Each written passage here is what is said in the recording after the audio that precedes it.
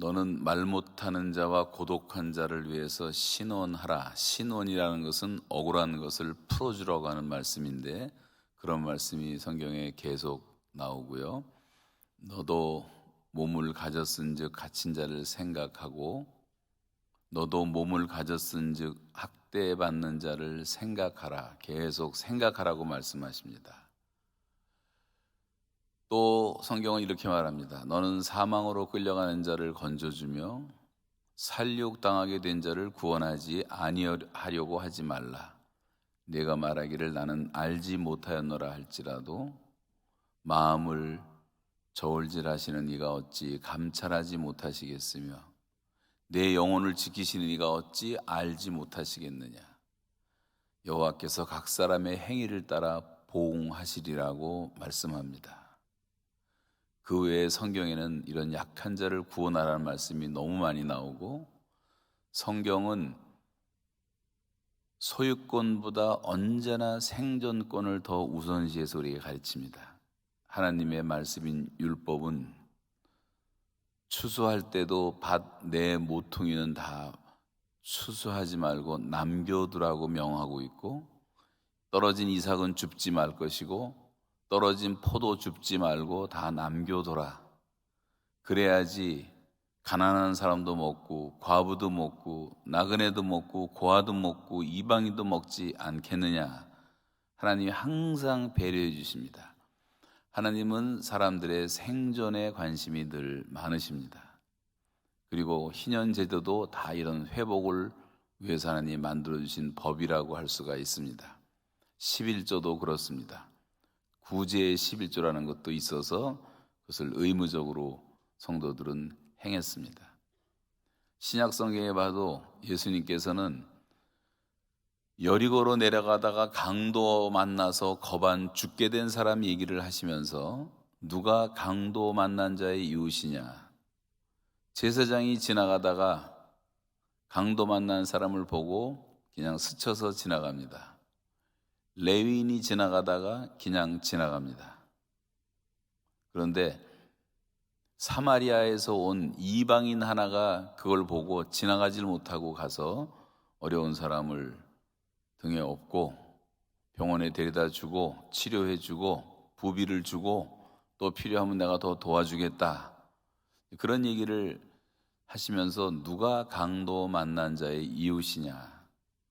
지금 북한은 김일성이라는 강도를 만나서 사람들이 800만 명이 이미 다 죽었고 정치범 수용소에 수없이 갇혀있고 10만 명의 여자들이 중국으로 팔려 나와서 도망강에서 인신매매단에 의해서 저 이름도 모르는 시골에 붙잡혀가서 노인들하고 강제로 살아야 되고 난쟁이 같은 사람하고 살아야 되고 정말 상상할 수 없는 생활을 하고 있는 여자들만 10만 명이 아직도 있어요. 그 중에 구출되어 온 사람은 수백 명이 남한에 왔지만 그들도 고통 가운데 있습니다. 3만 5천 명이 목숨 걸고 탈북해서 한국 땅에 와서 지금 정착을 하고 있습니다. 300명의 목사와 신학생들과 교역자들이 북한 사람들이 지금 북한을 복음화하겠다고 애를 쓰고 있습니다. 이런 사람들에 대해서 우리는 얼마나 관심을 갖고 있는가? 성경은 그들을 도우라고 말합니다. 마지막 마태 25장에서 마지막 심판 광경을 주님은 말씀하시기를 내가 줄일 때 너희가 먹을 것을 주었느냐? 내가 목마를 때 마실 것을 주었느냐? 내가 감옥에 갇혔을 때 찾아왔느냐? 병들었을 때 돌아봤느냐? 나그네 되었을 때 계속 말씀하시는데 사람들은 주님, 언제 주님이 그러신 적이 있습니까?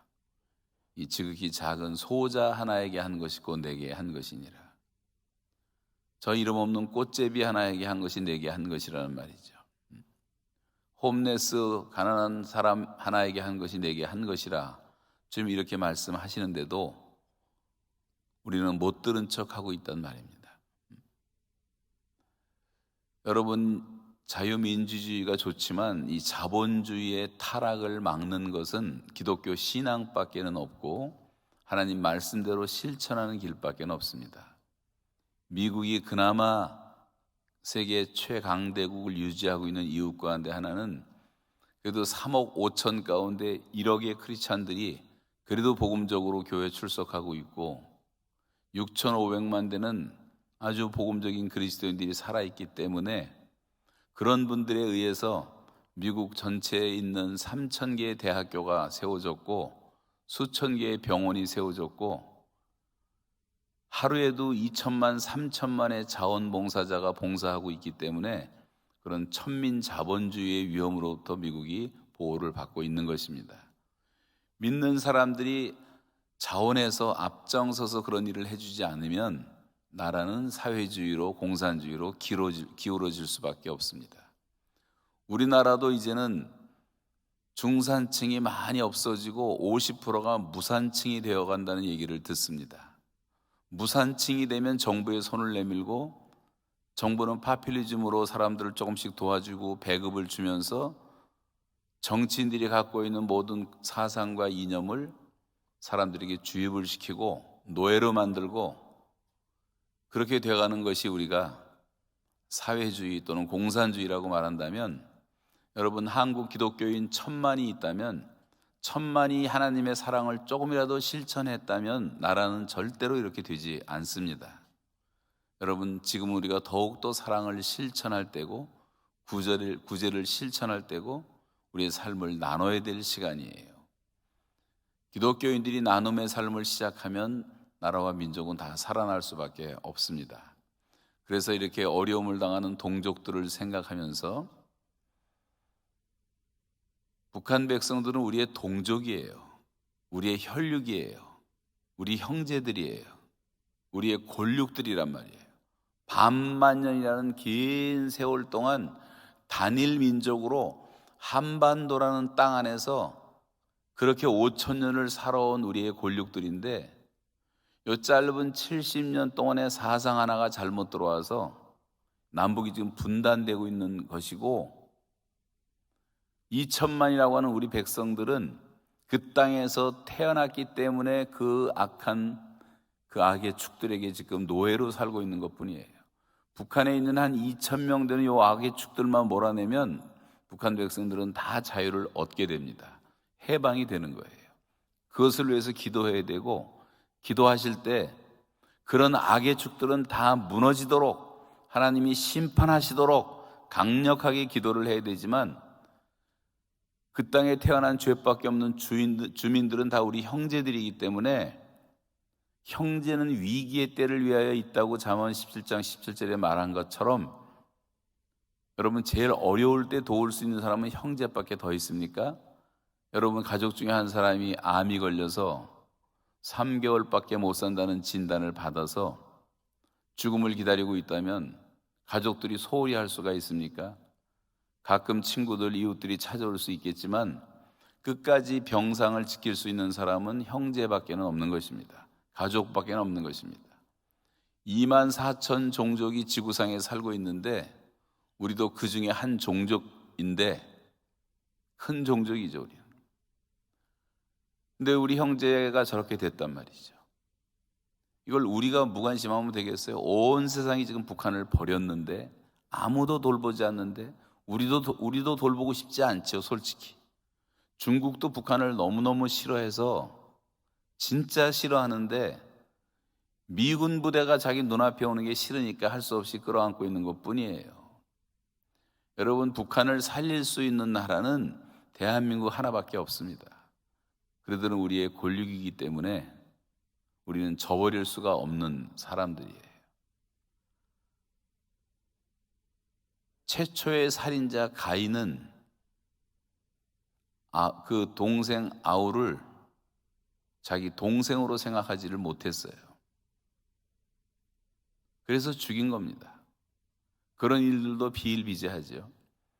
그러나 아브라함과 조카 롯의 관계를 보면 조카 롯이 그렇게 아브라함의 속을 썩이고 욕심쟁이고 자기 멋대로 살고 또 적국에 잡혀가서 아브라함이 다 구해오고 그럴 때마다 아브라함과 롯의 관계가 깨지지 않은 이유는 아브라함의 마음속에 있었던 한 가지 의식 때문인데 그것이 바로 골육의식입니다.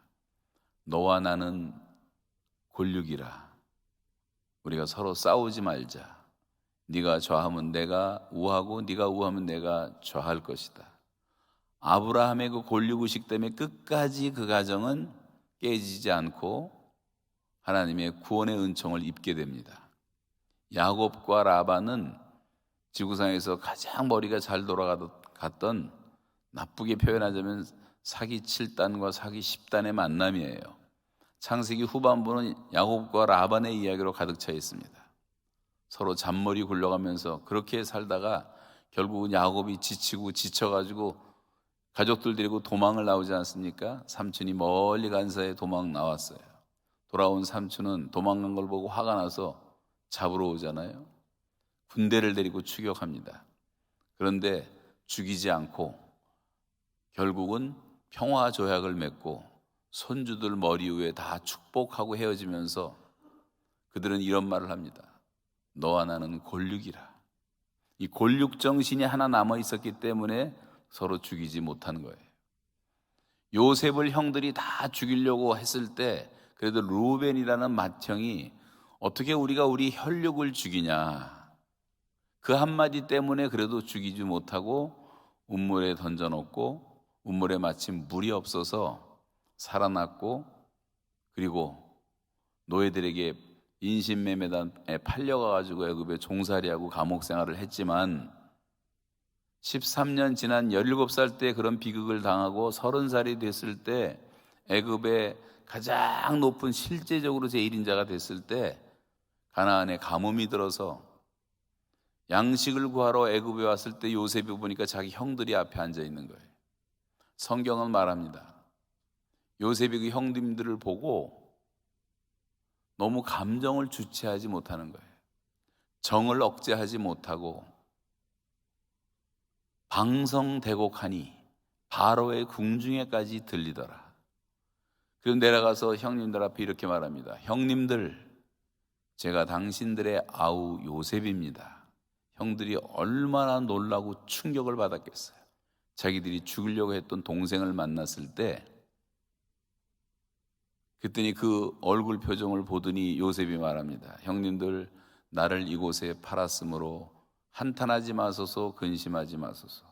하나님께서 우리 가정을 살리시려고 나를 형님들보다 먼저 보내신 것뿐입니다. 그러므로 나를 이리로 보내신 이는 형님들이 아니고 하나님이십니다. 그렇게 마음을 안정을 시키고 하나님의 안목에서 역사를 보는 눈을 갖고 이야기를 합니다. 그리고 하는 말이, 가뭄은 2년밖에 안 지났고 앞으로 5년이나 남았는데 다 죽습니다. 빨리 가서 아버지와 아버지의 아들들과 손주들과 양과 소와 모든 것을 다 빨리 데려와서 나와 가까운 고센 땅에 있게 하십시오. 내가 그들을 봉양하겠습니다. 여러분, 요셉의 마음이 얼마나 아름답습니까? 요셉은 이 철천지 원수야, 공산당화, 오랑캐야, 빨갱이야 이런 말을 안 해요. 형님이라고 말해요. 자기를 아우라고 말해요. 아직까지 변하지 않는 그 권력의식 때문에 화해가 가능했어요. 그리고 사람들을 원망하지 않아요. 미국 놈들 때문이다, 중국 놈들 때문이다, 우리 조상이 못나서 그랬다, 우리가 우리의 분단의 사실을 그렇게 사람들에게 원망을 하고 서로 싸우고 있지만 지금도 얼마나 그럽니까? 중국 몽을 꿈을 꾸는 사람들이 얼마나 많으며 절대 중국은 믿어서는 안 된다, 한미 동맹만이 우리의 살 길이다, 미국이 하나님이 돼가지고 그렇게 믿는 사람이 얼마나 많습니까? 그런데 요셉은 하나님의 안목에서 모든 것을 보는 거예요. 원망이 없는 거예요. 여러분, 하나님의 안목으로 세상을 보게 되면 우리나라도 분단 71년 지금 너무너무도 고통스러운 삶을 살고 있지만 육로로는 아무 데도 갈 데가 없어서 저 문산까지 가면 다 끝나니까 자동차 돌려야 되고 동해바다 돌려야 되고 서해바다, 조그만 땅덩어리 안에서 3천만 대 자동차가 시골에 가도 다 주차장이 없을 정도가 돼버렸어요. 뚫고 나갈 데가 없으니까. 누구 때문에 이렇게 됐느냐, 서로 싸우지만 여러분, 그럴 필요가 없는 것이, 우리는 38선 때문에 얼마나 많은 복을 받았는지 몰라요. 그것 때문에 열심히 일하고 아이들 공부시키고 수출하고 배 만들고 컴퓨터 만들고 인터넷 만들고 지하철 만들고 다 세계 1등을 만들어서 제일 잘 사는 나라가 되었고, 더군다나 감사한 것은 38선 막혔기 때문에 모든 교회가 그렇게 부르짖고 기도하는 70년 세월 동안에 한국교회는 전 세계의 가장 강력한 기독교 국가가 되었고, 이런 걸 생각해보면 여러분 감사하지 않습니까? 오히려 하나님의 은혜에 원망하지 말자는 말이죠. 그리고 이제는 우리가 강자가 되었으니까 북한을 도울 생각을 해야 되는 거예요. 좀 이따 좀 보여드리겠지만 북한은 전쟁할 능력이 절대로 없습니다. 제가 150번을 다니면서 전국 방방곡곡 207개 군 단위로 다 다녀보면서 느낀 것은, 한국에서 보여주는 북한의 모습은 평양에 있는 빌딩들 보여주니까 그렇게 사는 줄 알지만 그건 한 5%밖에 안 되는 거예요. 대다수의 주민들은 비참하게 살고 있습니다. 저는 그런 것을 하루 종일 말하려도 말할 수가 있어요. 수많은 증인들이 있어서 더 말할 필요도 없고, 오늘 제가 보여드리는 것은 약과예요. 아까 그 죽어가는 아이들, 병 들어가는 아이들은 그래도 괜찮은 애들이에요. 걸어 다닐 수가 있으니까. 걷지 못하고 쓰러져 있는 뼈만 남은 애들이 방마다 가득합니다. 고아원 하나에 3,000명씩 있어요. 그런 아이들이.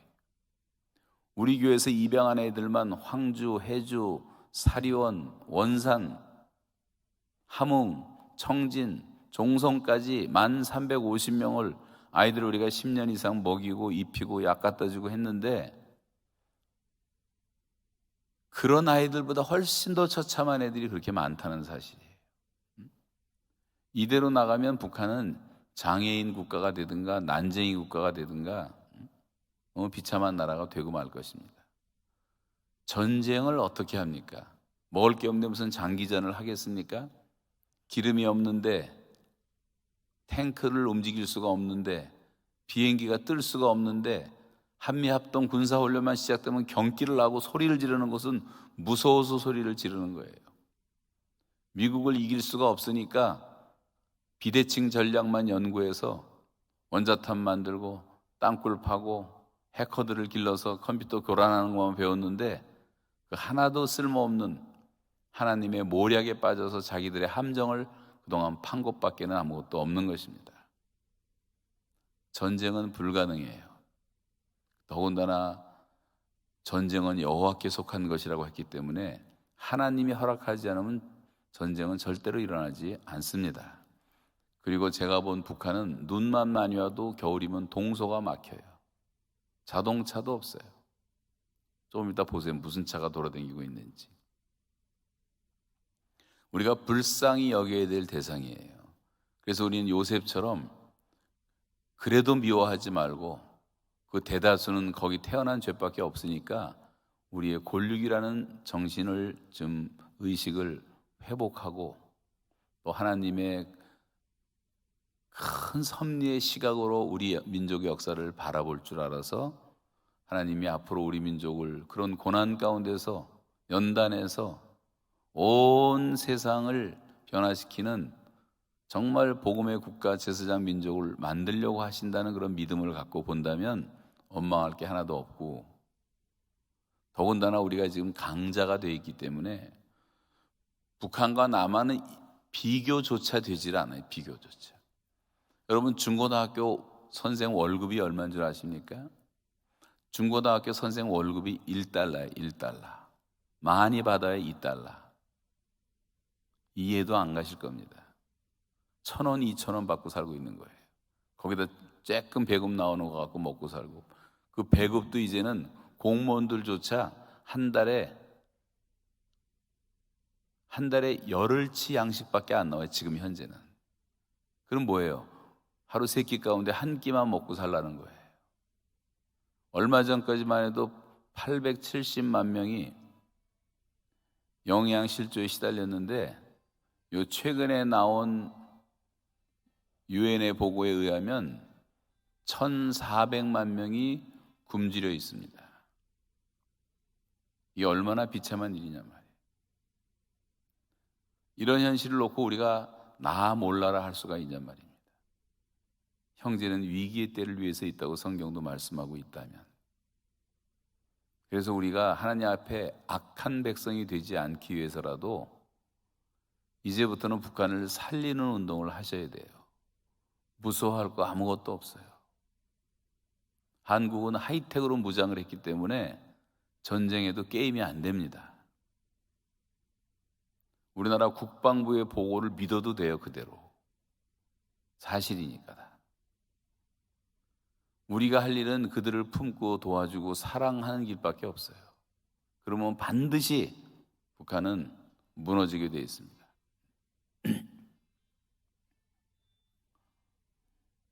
아예 꺼버리세요. 꺼버리세요.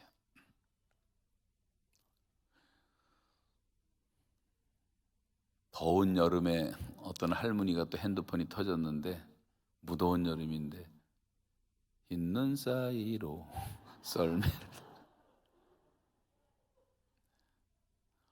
어떤 교회는 아예 모든 교인이 다 핸드폰을 끄고 들어오게 돼 있는 교회도 있어요. 절대 못 킵니다. 그럼 그런 연습을 해두면 좋아요. 그렇게 말하는데 어떤 목사님이 자기 핸드폰이 울리는 거예요. 그랬더니 목사님이, 하나님 지금 설교 중인데 조금 이따 전화해.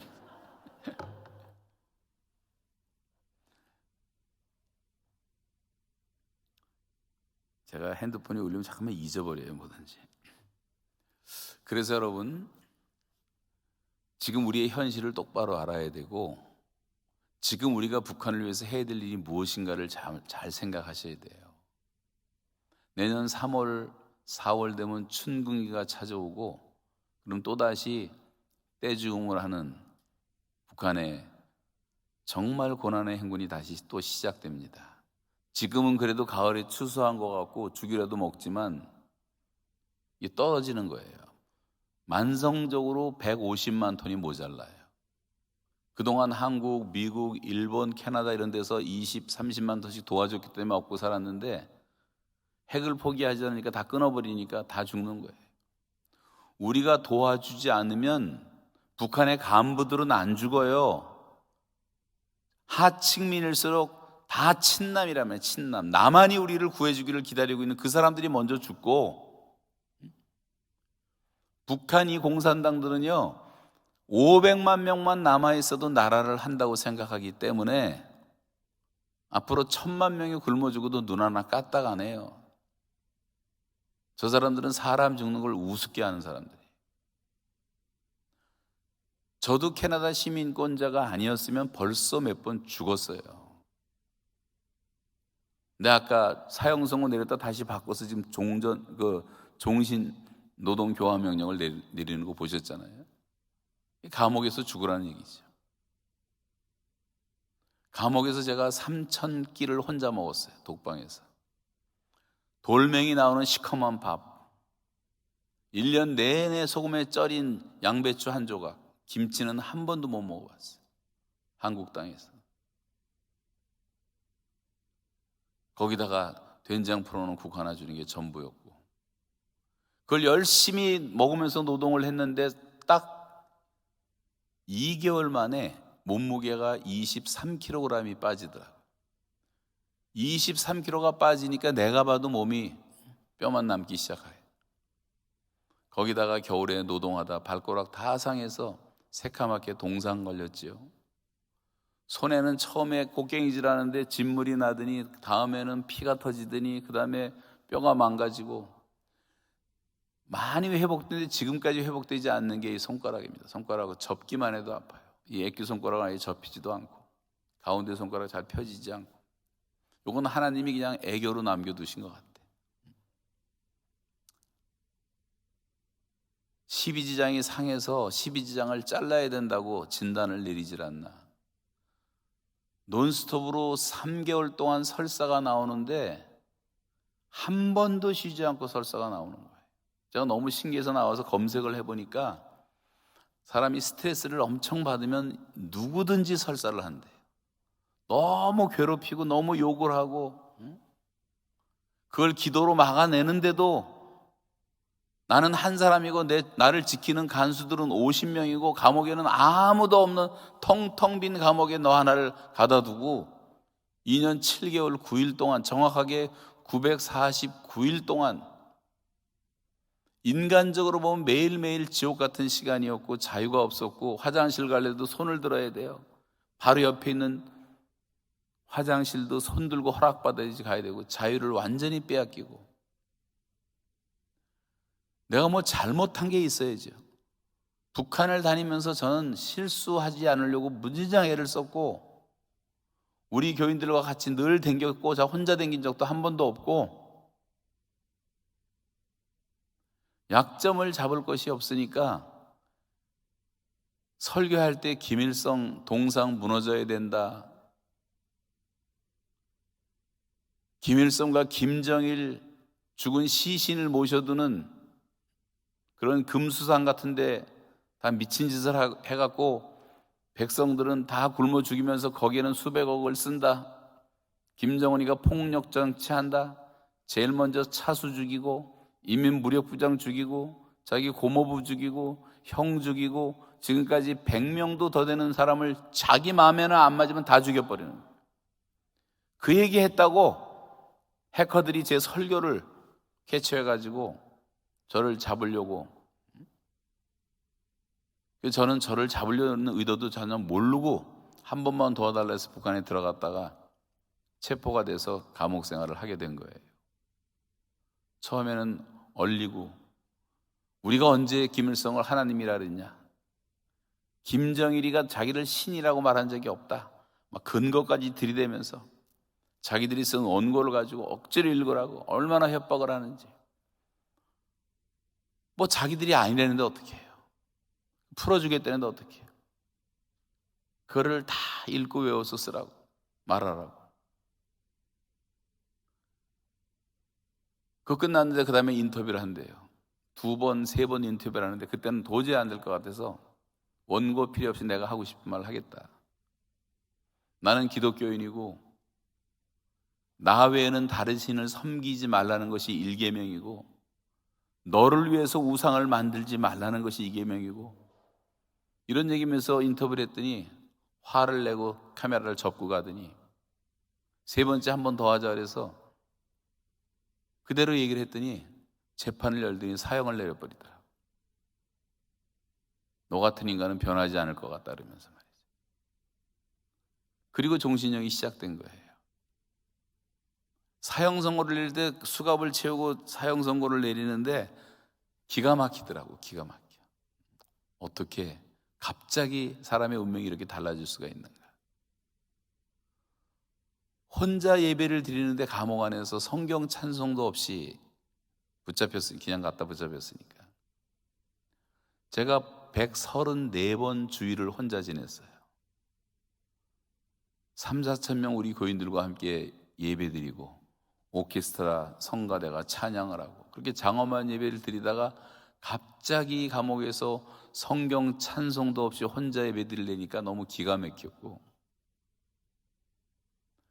여러분 예배할 때 함께 성도들이 같이 예배하고 찬양하고 기도한다는 것이 얼마나 귀한 일인지 너무너무 그리워지는 거예요. 밥 먹을 때도 여러분 같이 밥을 먹을 수 있는 가족과 친구들이 있다는 게 얼마나 감사한 일인지 아십니까? 사람은 없어져 봐야지 깨달아요. 그걸. 자유를 한번 빼앗겨 보세요. 자유가 아니면 죽음을 달라고 말했던 패트릭 헨리의 미 의회 연설처럼 정말 자유가 없어지면 다 끝나는 겁니다. 사람의 사람됨, 우리 존재의 가장 기본적인 우리가 누릴 수 있는 최고의 특권은 바로 우리가 자유로운 존재로 지음을 받았다는 사실이에요. 다시 말하면 하나님의 형상대로 지음을 받았다는 거예요. 이 식물이라는 것을 내버려두면 그 자리에 그대로 자라요. 여러분 우리가 식물이라면 서서 그대로 있어야 되는 거예요. 동물은 그냥 돌아다니는 것뿐이에요. 동물들이 돌아다니는 것은 하나님이 만들어준 테리토리가 정해져 있고 본능이라는 범주를 벗어날 수가 없고 그러니까 우리가 살아가는 거예요. 여러분 잠자는데 동물들이 지 멋대로 돌아다니고 방에 들어오고 뱀이 온 사방에서 새벽 2시, 3시에 겨와서 여러분 침대에 들어오고 바퀴벌레가 쳐들어오고 쥐가 나타나고 사람 물어뜯고 고양이가 어떻게 살겠습니까, 사람이? 본능밖에 없는 거예요. 하나님 그렇게 만들어 놨어요. 근데 사람에게만은 자유를 주셨단 말이에요. 내가 뭐든지 선택하고 결정할 수 있는 자유가 있단 말이에요. 여러분 오늘도 선택해서 이 사부 예배를 나오셨을 겁니다. 오후 예배를. 갈까 말까 하다 안 온 사람도 지금 많이 있어요. 아마 누워 있거나 텔레비 보고 있거나 뭘 하는지 모르지만 애가 안 나왔어요. 나온 것도 여러분이 결단한 거고, 난 오늘 나오기 싫은데 하도 와이프가 가자 그러니까 송아지처럼 끌려왔지만 송아지처럼 끌려가자는 것도 내가 결단을 해야 되는 거예요. 선택을 해야 되는 거예요. 여러분 우리 인생이라는 것은 지금까지 우리가 살아오면서 내린 모든 선택과 결정에 의해서 만들어진 거예요. 지금 현재 내 모습이라는 게. 그래서 이 자유를 어떻게 사용하느냐가 대단히 중요한 건데, 이 자유를 잘 사용한 사람들은요 천사보다도 아름다운 사람이 된 사람들이 있고 그렇게 위대한 일을 많이 한 사람들도 있습니다. 그러나 이 자유를 잘못 사용한 사람들은 악마보다도 악한 김일성 같은 인간들도 있고 히틀러보다 더 악한 사람들도 있고, 이 자유의 폭이 얼마나 큰지 몰라요. 하나님 우리에게 자유를 주셨단 말이에요. 자유를. 동산 각종 나무의 실과를 내가 임의로 먹을 수 있는 자유를 줬단 말이에요. 한 가지만 하지 말라 그랬어요. 근데 그 한 가지에 관심을 갖는 거예요, 사람들이. 그거 하지 말라는 것은 왜 그러냐 하면, 선악과라는 것은 네가 피조물이라는 것을 알아라. 네가 다 할 수 있는 것은 아니다. 하지 말아야 될 것이 있다. 알지 못하는 것이 있다. 유한한 존재가 무한한 존재를 이해한다는 자체가 불합리하지 않냐. 우리가 하나님을 어떻게 이해를 하겠어요, 피조물이. 그냥 하나님은 믿는 것뿐이지 우리가 뭐 이해하고 다 알고 믿습니까? 계시된 성경을 통해서 하나님을 배워가는 것이죠. 그래서 하나님이 주신 자유를 우리가 잘 바르게 누리며 살아가는 것이 중요하고, 이 자유로 육체의 기회를 삼지 말고 사랑으로 종노릇하라고 한 것처럼 자유를 잘 선용해서 선한 사업에 부하고 선한 일을 많이 하고 나누어 주는 자가 되고 모든 사람에게 너그럽게 하고, 그러면서 우리가 천국 사람으로서의 기초를 쌓는 것이라고 말하는 것처럼 이걸 잘 사용해야 된단 말이죠. 근데 이 자유를 뺏기고 나니까 저는 북한에서 나온 다음부터는요 걷는 습관이 생겼어요. 내 마음대로 걸을 수가 없었기 때문에. 저 창밖에 보는 저 산골짜기에 오솔길이 하나가 있는데 그걸 한번 걸어보고 싶은데 한 번도 못 걸어보고 나왔기 때문에 저도 모르게 걷기 시작한 것이 평균 15,000보씩 매일 걷습니다. 지금까지도. 아프리카를 가든지 미국을 가든지 캐나다 가든지 한국에 있든지. 제가 북한에서 나온 후에 지금까지 걸은 걸음을 계산해 보니까 한국에서 미국까지 2번 왕복을 했어요. 걸어서. 아직까지도 이게 풀리질 않아요. 이 자유. 비행기 타면 지루하다고 말하는데 저는 전혀 지루하지가 않아요. 비행기 안에서 화장실 내 마음대로 갈 수가 있다는 것만 해도 너무 감사하고, 기도할 수 있다는 것도 감사하고, 성경 암송도 하기 쉽고 누가 방해도 안 하니까 얼마나 좋냔 말이에요.